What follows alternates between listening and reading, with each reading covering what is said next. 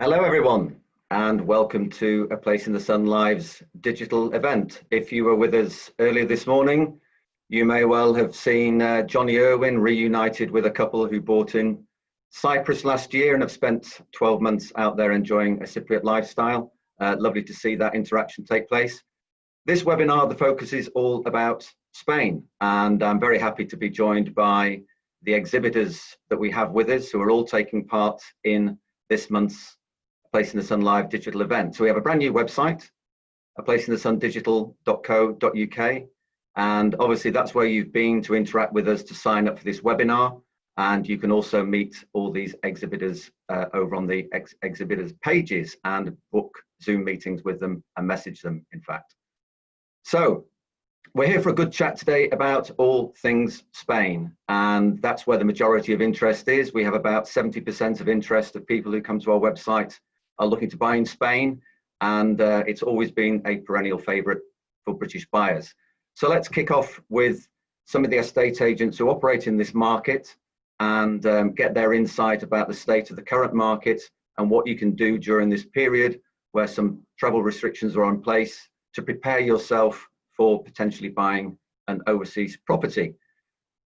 First person I'm going to talk to today is Mr. Mark Rawlings. Mark Rawlings is from Your Dream Home with businesses, I believe, offices down in the Costa del Sol in the Costa Blanca. Is that right, Mark? Good morning, Andy. Yes, we have an office in Fuengirola in the Costa del Sol, covering obviously the Costa del Sol from Gibraltar and more or less up to Nerja. And then we move to the Costa Blanca, where we have an office in play, the Costa, covering from Costa Calida all the way up to today. I'm currently sitting in Denia. Beautiful it is. Okay, and for people who are just starting out on this journey, give us a quick overview of the key differences between the two markets into which you mainly sell. So Costa Blanca versus Costa del Sol. I think that Spain is such a huge country, but first of all, that is the same for everything. I think you need to pick your budget and automatically work with your budget. As I say, different areas in the Costa del Sol, 150,000 euros will get you a 2-bedroom apartment, communal pool, walking distance to amenities. You take that budget to the Costa Blanca or the Costa Calida. The Costa Calida, you'll get a frontline beach apartment for 150,000 euros. So a massive difference. And in the Costa Blanca, again, you would get a small townhouse or even a small villa for 150,000 euros. So it really is dependent.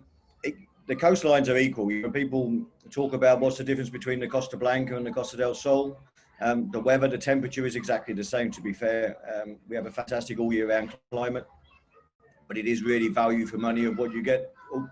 The Costa del Sol has better facilities, in fairness. It has better bus routes, better train services than the Costa Blanca. However, the Costa Blanca has great facilities to offer also. Great outdoor shopping centres. Mar Menor has fantastic water sports. But really, I think the main thing is to focus on your budget of what you're looking to spend. And where are you finding the majority of interest now? People who are contacting you, is it more Blanca than Costa del Sol? It's a happy medium. I mean, we're still selling properties. We've still got clients who can travel and still go into quarantine. We had a client this weekend who's looking at 750,000 for a villa in the Costa del Sol. Monday, we've got somebody who's flying over literally just to look at golf properties on the Mar Menor for 50,000 euros. We work heavily with a lot of the investment funds, and we've managed to negotiate some fantastic, what we're classified as COVID contracts, where people can reserve properties subject to viewing once the travel restrictions, once the quarantine is finished. So they've got 14 days to travel. So last week we sold 3 properties on a golf development called Condado do Alamo, where they've reduced the prices to just 49,000 euros for a 2-bedroom golf property. But again, the clients pay 3,000 euros now, and they have up to 14 days once the quarantine is lifted. So that may be that they travel in the end of September, beginning of October, but they've got 14 days to travel. If they don't like the property when they arrive, they get their 3,000 euros back. But so this is all part of the, I think we'll get on to some of this later. This is part of the innovative practices that people are having to introduce to work with the times that we're in. So thank you, Mark. Let me turn to Roy Howard from Medlin Spain. Roy, I know you have a specialism, particularly in new build properties. Yeah, greetings from again Orawella Costa today. Yeah, we are a new build specialist and quite a large company in that we sell currently to 12 different nationalities. Have two offices, one in the Costa Blanca South and one in Costa Blanca North, and cover some 350 kilometers of coastline where there are over 700 developments currently. And yes, everything we do is new build developments, working with a range of developers across the coast. And both inland as well. We're seeing more demand recently with COVID, strangely enough, for people to move more inland where they're getting bigger plots for their money and bigger properties. So Mark mentioned there the starting point of budget, which is clearly a key issue for most buyers, and that what 150,000 gets in different markets. Obviously, a big new build property is going to be a bit more, but just tell us the sort of price point, outline that for us to get a nice, crisp, white, lovely new build property. Well, we've been doing something unusual during the COVID time with the developers, because obviously now, compared to when the pandemic started, there's many more key ready and quick completion properties around now. We have to be adult and realise that some of the developers have had cancellations where people's financial services have changed. And because we're so close to the developers, we've managed to negotiate some fairly good discounts for people on properties that are currently key ready and available on very short lead times, upwards of 10% off them on the actual price, which is an exclusive deal for Medlin clients. In fact, the last 5 properties we've done over the last few weeks have been to people that are looking for quick properties for relocations from the UK. And again, they've all benefited from quite a reasonable discount, which was only available through us, and the deals that we've been able to do with the developments on these specific properties. Okay. Even across the other markets as well, Andy, even across Holland and Belgium, etc., where we've been selling, the market has changed. So many more people are now asking, not off plan, are asking for properties that they can have now within a very short space of time. And this is because I think people have reevaluated their lifestyle, you know, where they were talking for years and years and years about perhaps buying that holiday home. With what's been going on, they want it now. And as I say, the vast majority of properties have been on that basis, have been selling recently. Yeah, that's encouraging to hear. Again, just referring back to the earlier webinar with a couple from Cyprus, their last their sign off, their piece of advice was just get on and do it. Life is short, as we all know. Let's take a trip across to the Canary Islands, to Fuerteventura. John Goldacre, how are you doing today? Yeah, I'm good, Andy. Thank you. Very good indeed. Very sunny, fabulous weather. So everything is fine. Good. And what sort of interest levels are you seeing in Fuerteventura? You specifically, you specialize in Fuerteventura, is that right?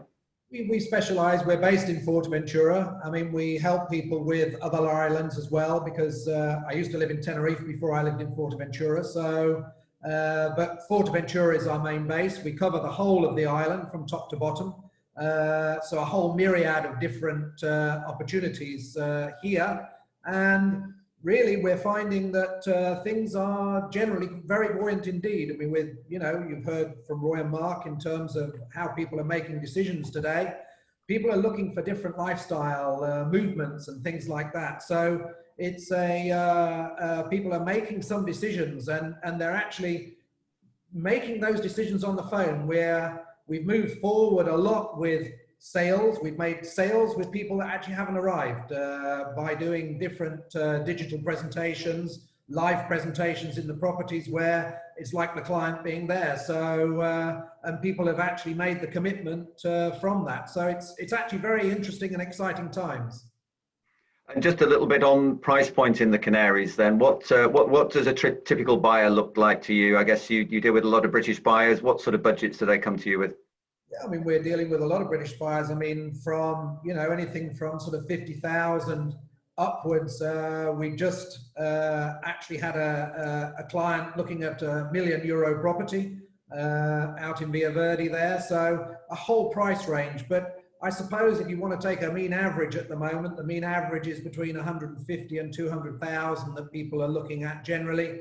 But we've just launched a new development in Coralejo, which is quite unusual for Coralejo because there's nothing that can really be built in the centre. But we've actually got some fabulous properties that we're just launching off plan there as well. So that's quite exciting. Yeah, it was a great episode of the TV show. I think it was earlier this week. So new episodes are running at 4 o'clock in the UK.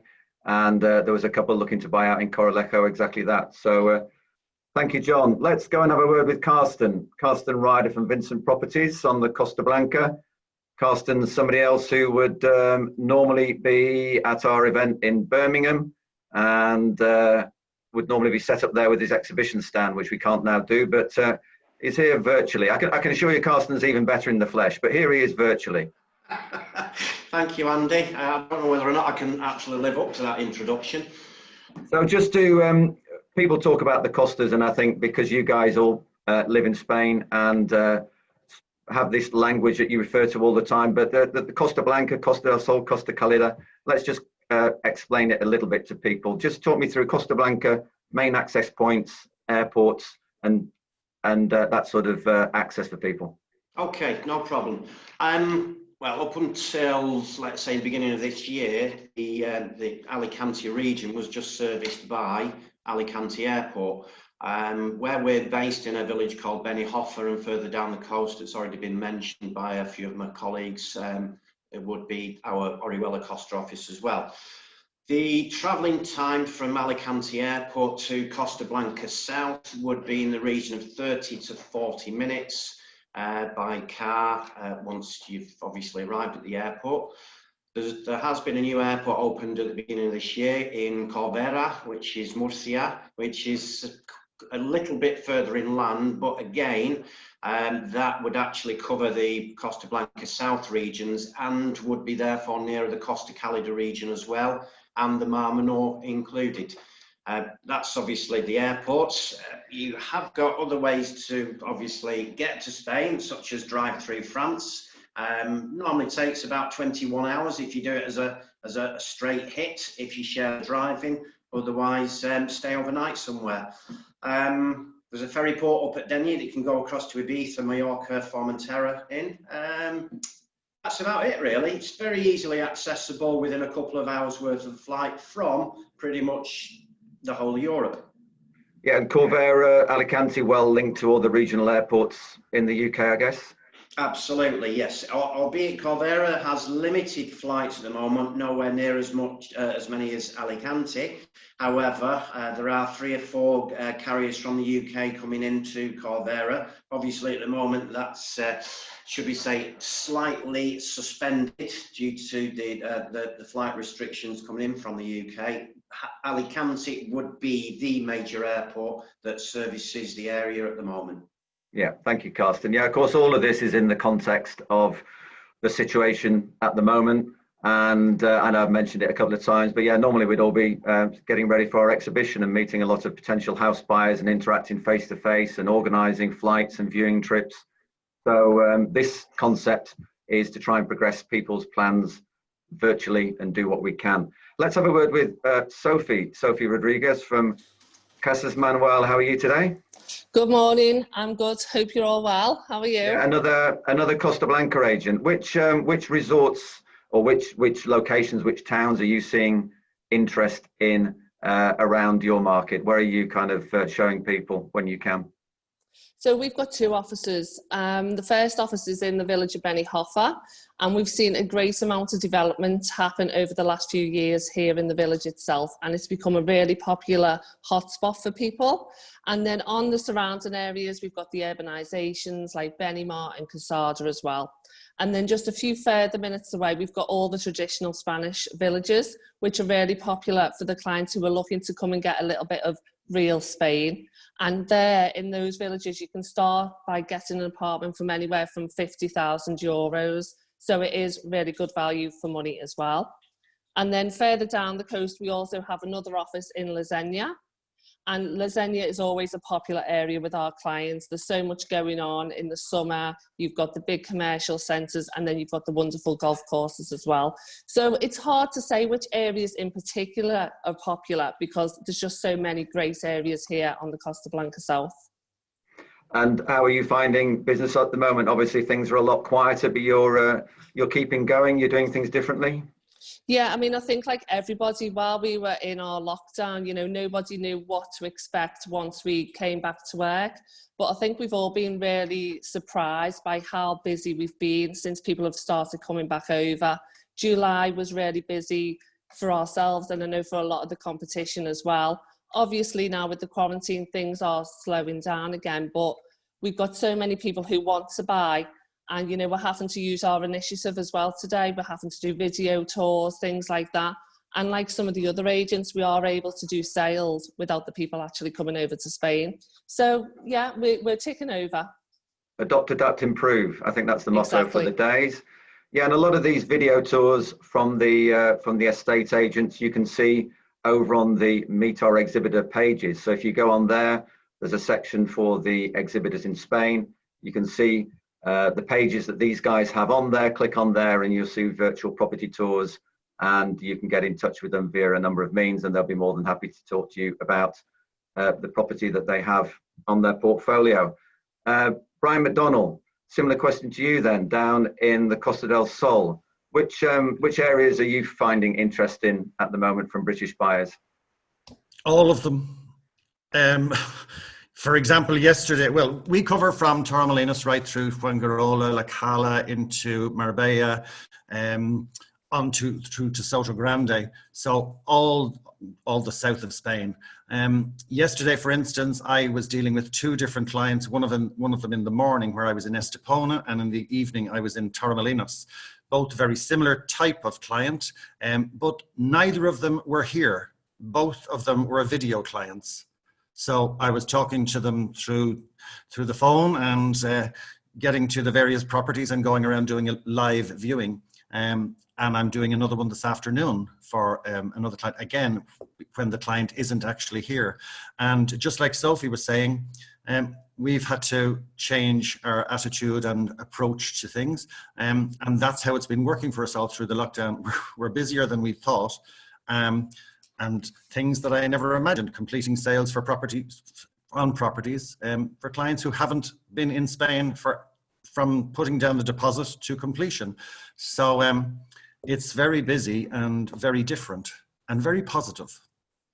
Well, yeah, you have to look at the you have to take the glass half full thing, and certainly with encroaching Brexit deadlines, people are keen to get out for the relocation market. People are keen to get out and get themselves established. So there is a lot of interest. Our website traffic, I'm always a little bit skeptical when people say their website traffic is double, but our website traffic year on year in July and August was double. I mean, the number of people who are interested in researching and finding about overseas property is huge. Obviously, only a relatively small percentage go on then to buy, but clearly that's an interest that's not going away. Let me turn to you, Alan Tickner. That was Brian, by the way, Brian from LCP Spain, who's over on our Meet the Exhibitors page. Alan from 247 Casas. You're Costa Blanca, but you also work nationally. What sort of things are you doing differently now? Well, we embraced technology before COVID.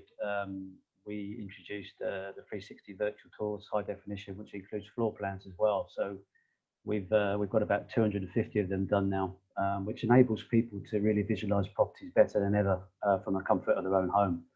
Obviously, when they're looking at that, they can see what they like. If they want us then to go and do an actual video tour, a live one, then we can do that too. That's not a problem. So we also started expanding on going nationally, again, just before COVID happened.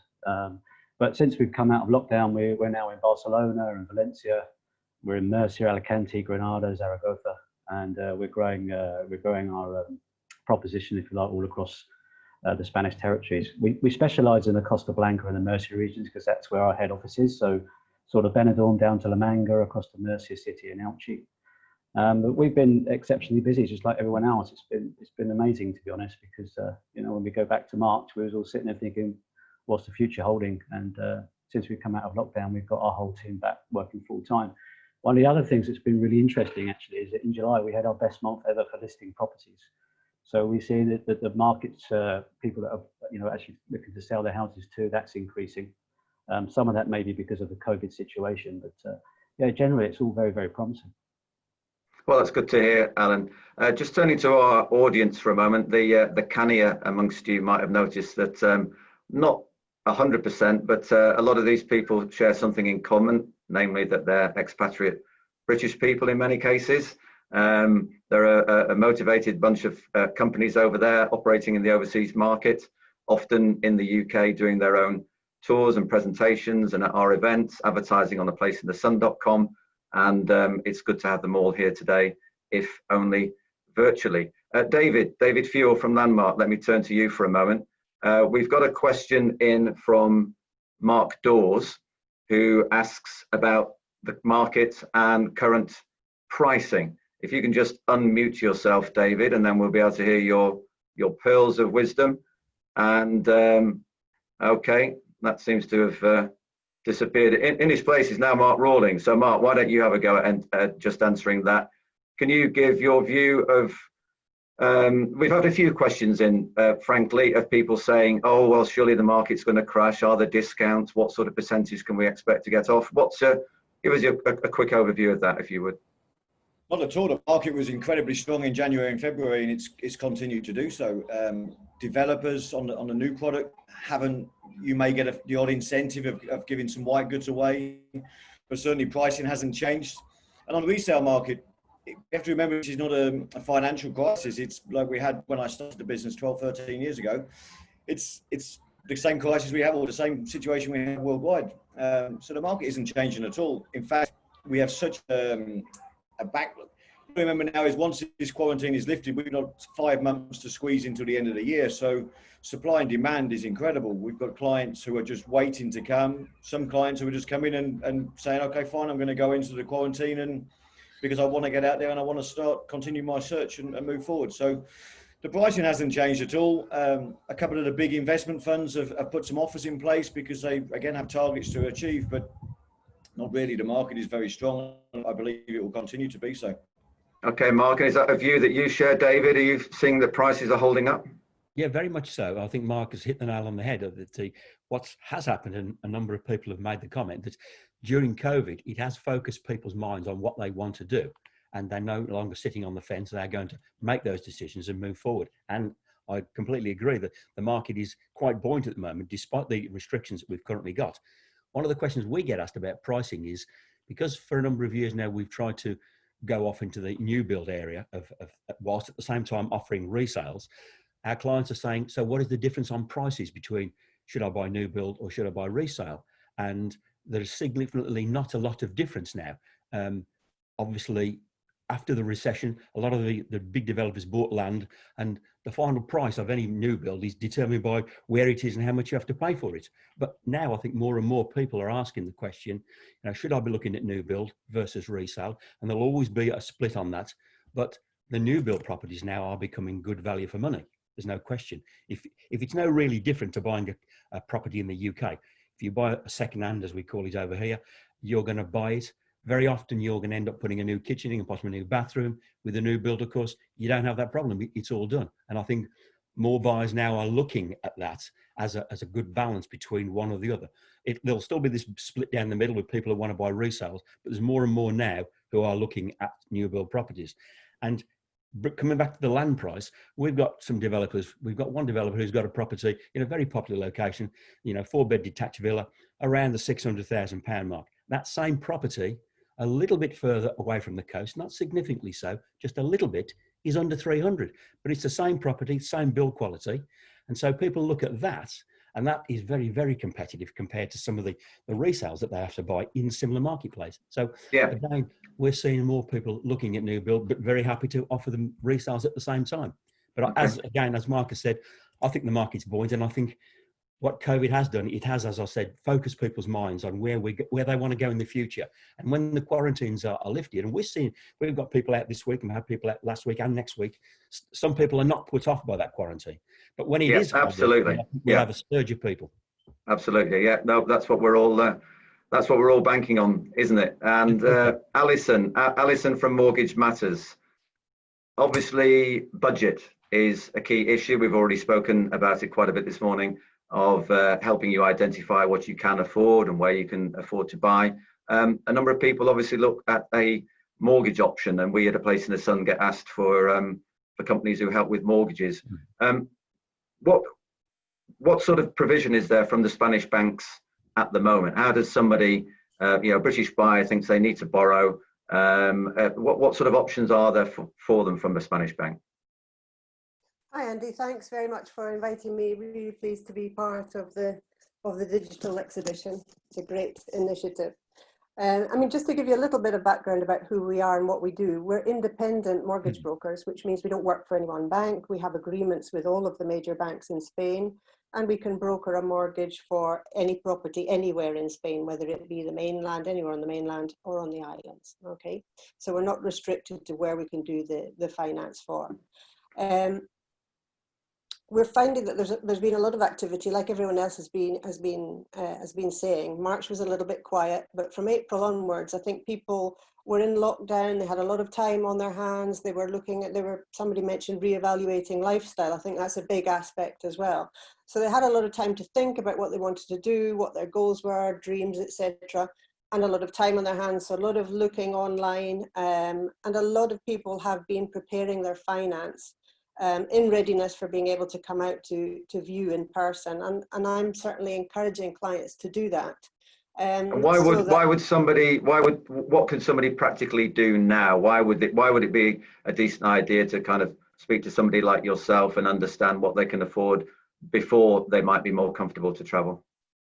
Yeah, I mean, you can actually get a little bit more than just an agreement in principle. You could actually get a full mortgage offer before having found the property from the Spanish bank. So we can do that for you, subject for the client, subject to valuation. So basically, if you do that, we have an initial conversation with clients, we tell them exactly how much cash they require, which is an important aspect, what the costs are, etc. Give them an idea of the borrowing levels, get a little bit of background as to what their situation is, their personal and financial situation, and then we can do a full report for them, and they can start sending in their documents, and at that point we can actually, like I say, apply to the banks and get a full mortgage offer subject to valuation. If you have that in your pocket, well, if you have that in your pocket before you come out to Spain and view with the estate agents, then that puts you in a very, very strong position to put in a solid offer. Because you've got the confidence that your finance is there, and you're in a very strong position to, you're almost like a cash buyer in that sense. Absolutely. I've got a screen full of nodding heads there. There's nothing more an estate agent likes to see than somebody with either ready cash or a mortgage offer in place. Or a mortgage down, The seriousness of the buyer is obviously indicated by that. So thanks, Alison. We're going to explore this in more detail tomorrow. A lot of you out there may well have seen the program that we have lined up tomorrow, which we're very excited about. It is our Spain Masterclass. So it's a series of 8 webinars. You can sign up once and you can drop in, drop out. And there's a range of subjects from Alison's mortgage session to healthcare. We have estate agents on there. We have relocation specialists. So it's more of what we're doing today, but in a lot more detail, and the opportunity to ask a bunch of questions.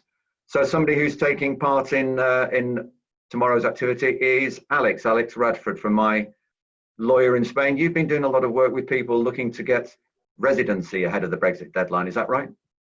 Yeah. So we act for clients buying, selling, and inheriting property all over Spain, Andy. And last year we saw people contacting us to assist them with residency applications. And that kind of trickle has turned into a stampede, much more so in the last 3 or 4 months. So we set up a special website called getspanishResidency.com. So we've got lots of FAQs on there, which are really, really good information for clients looking to move to Spain. But the key difference is, if you're going to move to Spain lock, stock and barrel, then you're going to become a Spanish tax resident in Spain, and you'll pay tax in Spain on worldwide assets and income. But those people who are looking for a holiday home, if they're here for less than 6 months a year, then they don't become Spanish tax residents, which is positive. But if they spend more than 3 months in Spain, they have to become a resident. So yeah, we're helping people through that process at the moment, and there's a lot of interest, as you'd imagine and expect, for this to get completed before the end of the year, because we don't know at the moment what the requirements for residency in Spain will be next year. Okay, and we're going to be able to put far more meat on the bones on that tomorrow and answer people's questions in some detail. I know what a lot of people's concern is who are relocating permanently, Raquel. People always have the consideration of healthcare. It's a key issue. I know you're a legal practice, Raquel Perez from Perez Legal Group, and you're also a representative for Sanitas, which I guess is what's that, a private healthcare company? Yes, correct. Good morning to everyone. I hope everyone is well. Yes, we have been very busy, as well as Alex said, with so many people relocating to Spain. We are also a law firm, but we are very much specialized on the healthcare and trying to people to help to get the best option, because people are quite worried about, obviously, to be covered absolutely with a proper system, either by the national healthcare system or a private healthcare, if they're not qualified for national healthcare. So people has to have in mind that from January onwards, obviously, once the Brexit comes into place, not even the European health card will be valid for them to travel. So not even in emergencies, that card would be valid any longer. So they have to bear in mind that not only they have to have insurance for traveling, but also they have to have insurance for health cover. Either they are spending here 10 days or 20 days. So I will talk about everything tomorrow in the webinar. But it has been a really, really busy year of people relocating to Spain, getting the residency for there, finding the best system for them in order to be covered, either being a pensioner or an independent worker, or maybe moving to Spain to work in Spain and be covered health-wise. Okay, yeah, and Jason Porter from Blevins Franks. Healthcare is just one of a number of key issues when people are making that relocation. Obviously, buyers break down into two groups: a holiday home buyer or somebody making a permanent overseas, and that's pretty much what your firm specializes in, isn't it? Yes, probably 95% of our clients are those people that have chosen to make that decision to actually move lock, stock and barrel to Spain or France or Portugal, Malta or Cyprus. That's our main countries, but obviously we have a huge representation in Spain, 10 offices across the coastal regions, including in the Balearics and in the Canaries as well. So we cover. Are you seeing high activity levels in terms of people contacting you, wanting to find out what they can do pre-Brexit, implications post-Brexit, that sort of thing? Yeah, it's, obviously Brexit is probably the main driver at the moment. Probably more so than COVID, really, because huge increase in activity in January, February and March. Things did die a little bit during that main lockdown, but over the summer things have become incredibly active, and people are being very ingenious in how they go about putting their plans into action. We're certainly seeing quite a few people at the moment that can't manage to get things done, looking at renting for 12 months just so they can get in country, get registered and make sure that they're in the system before 31st December and are registering with the Spanish authorities correctly to make sure they benefit from the new residence rules which have come in as of 6th of July. Okay, thank you, Jason. That's Jason Porter from Blevins Franks, another exhibitor you can meet over on our exhibitor pages. Turning to Jose Maria Lomax, if you can come on in and unmute yourself, we'll have a chat with you.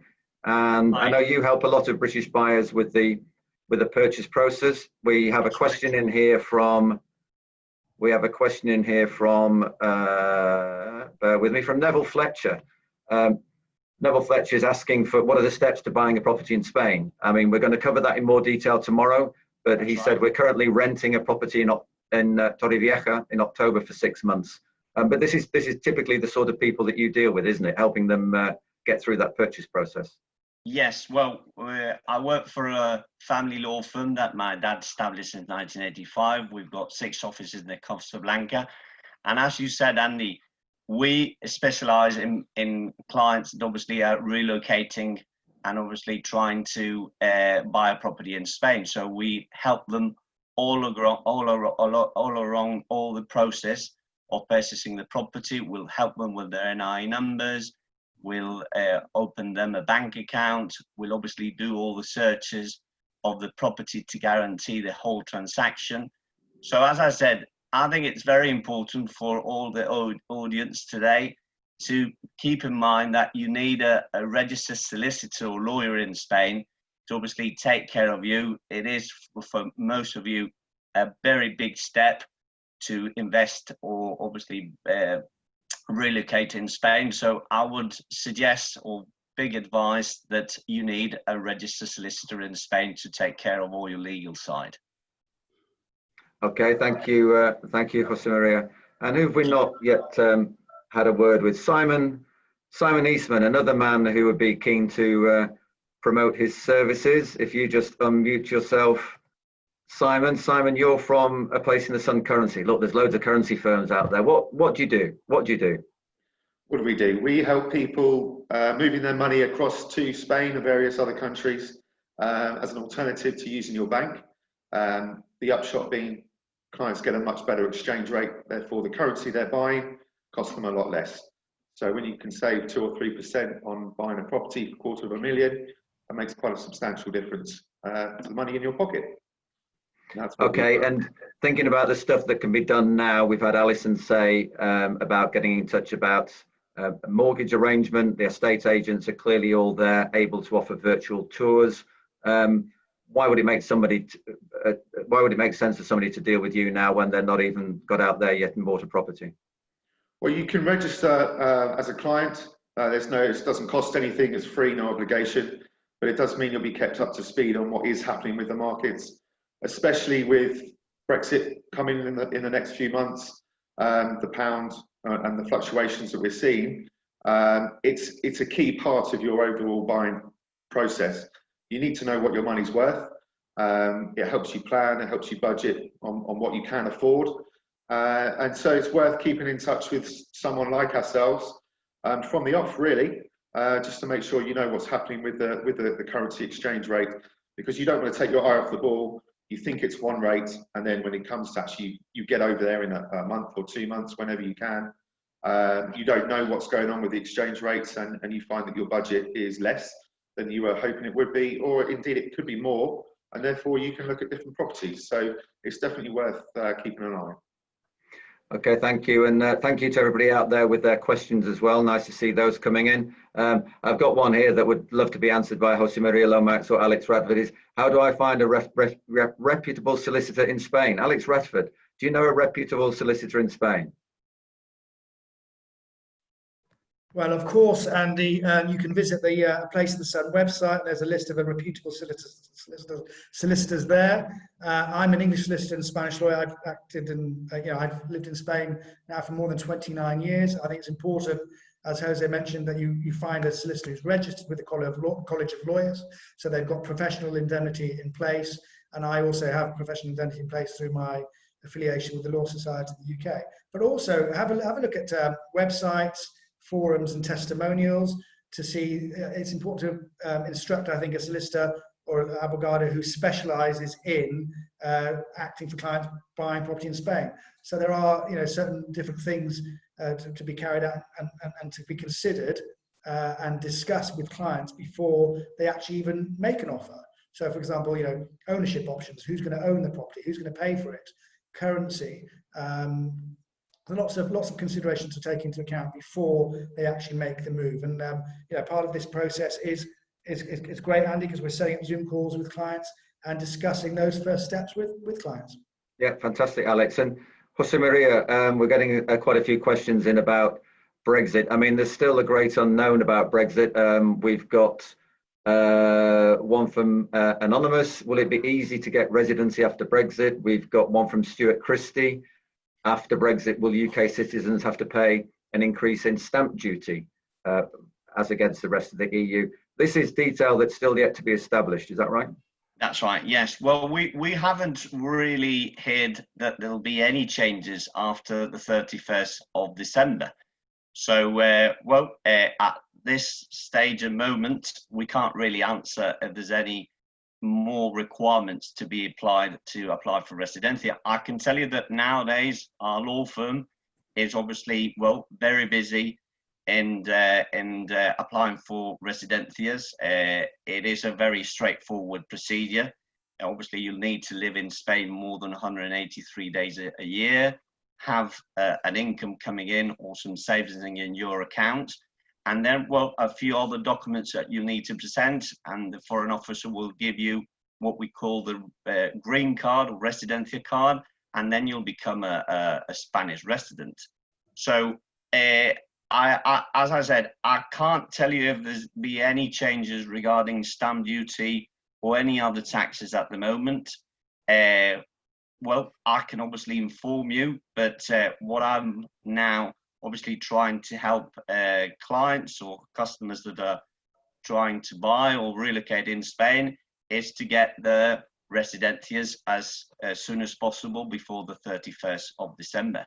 Because I think, of course.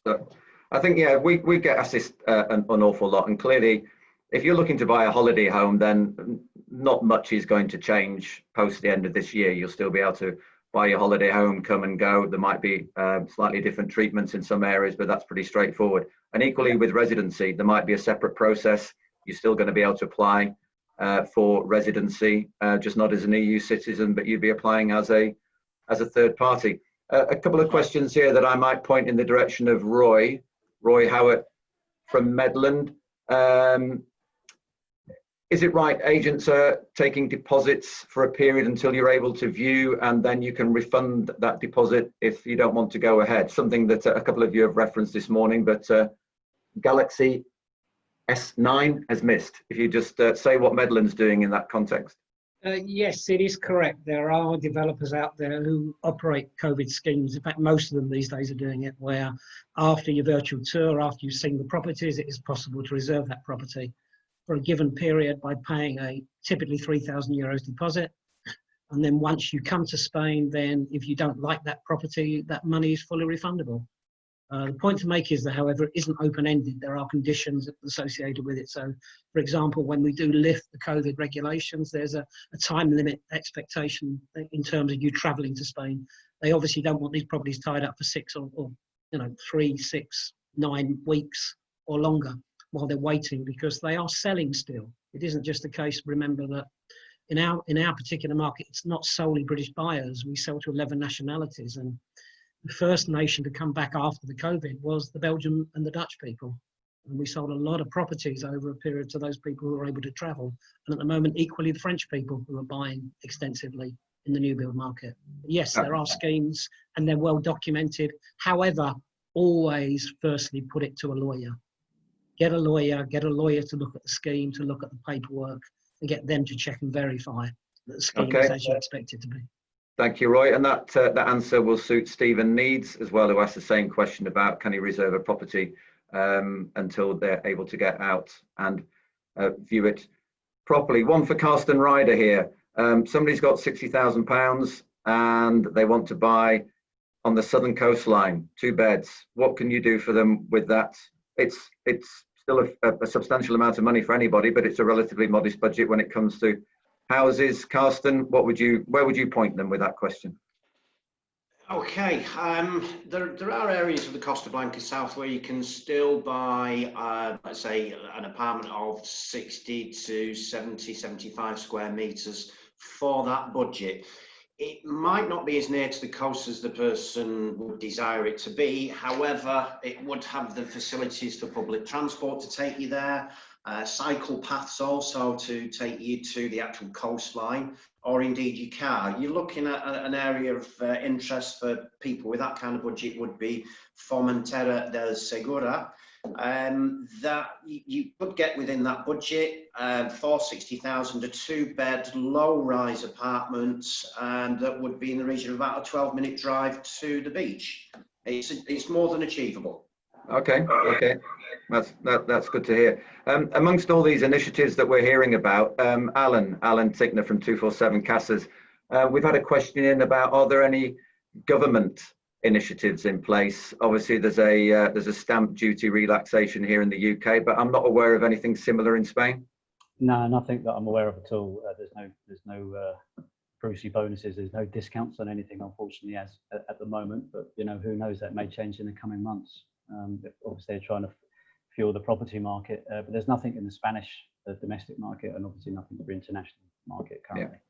Yeah. but it's safe to say that the Spanish government, both the central government and the regional governments, are cognizant of the importance of British buyers and British holidaymakers to their economy. What is it? 20% of the GDP of the country revolves around tourism, and a lot of those people then go on and buy properties. Well, it's not just the British market. I mean, actually, 17% of all buyers last year in Spain were international. So it's a huge market and a huge part of the GDP for Spain. So it's obviously a quite important aspect for them to get the country back, moving.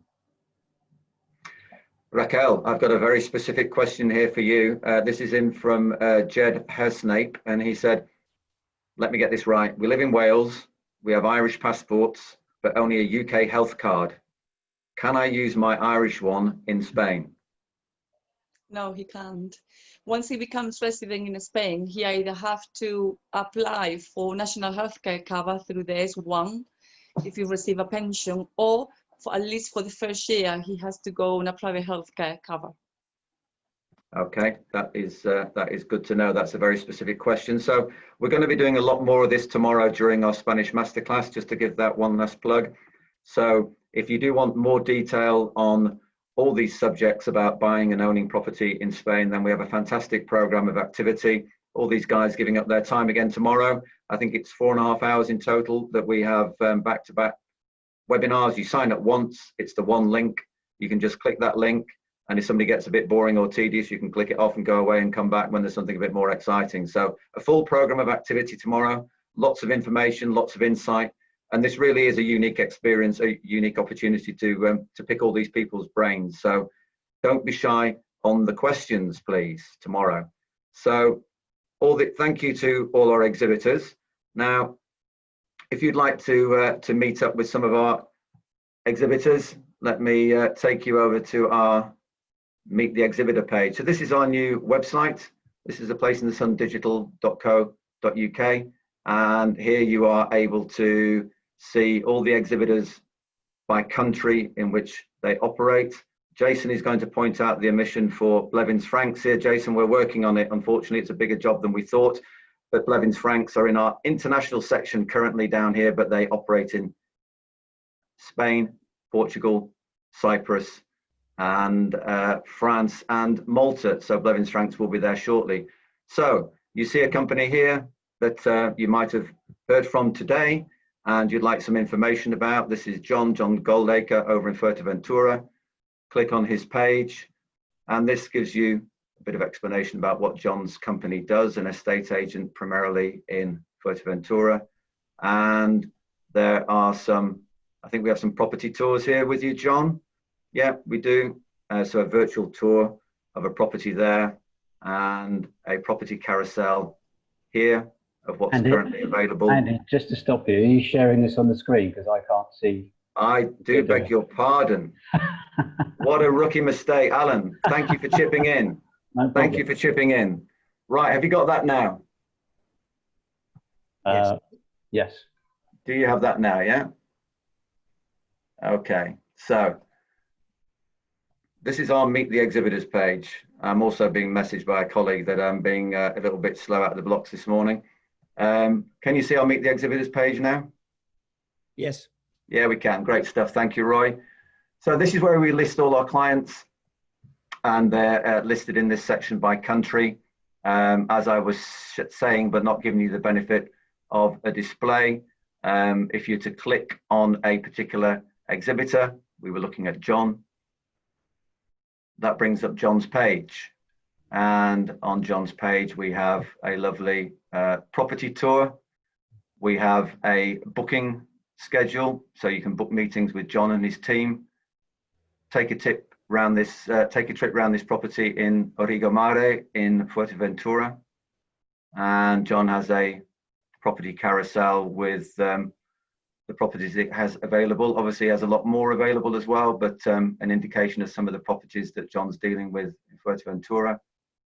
And this is the team that you'd be dealing with, and some of their brochures and promotional literature and information there.